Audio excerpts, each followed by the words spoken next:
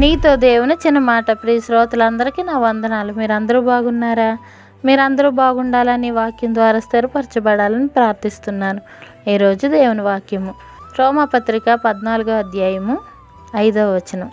ఒకడు ఒక దినము కంటే మరి ఒక దినము మంచి దినమని ఎంచుచున్నాడు, మరి ఒకడు ప్రతి దినమును సమానముగా ఎంచుచున్నాడు. ప్రతివాడు తమ మట్టుకు తానే తన మనస్సులో రూఢీపరుచుకొనవలెను.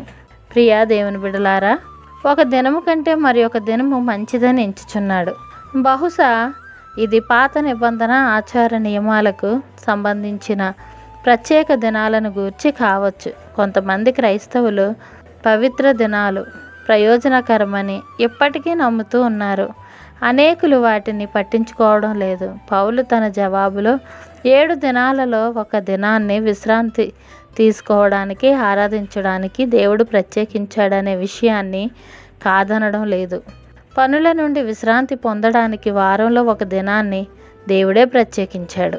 క్రొత్త నిబంధనలో వారంలో మొదటి రోజుకు ప్రత్యేకత ఉంది. కారణం, ఆ రోజున క్రీస్తు మరణం నుండి తిరిగి లేచాడు. ఇట్లు మీ సహోదరి భాగ్యం. మరణాత. షలోం.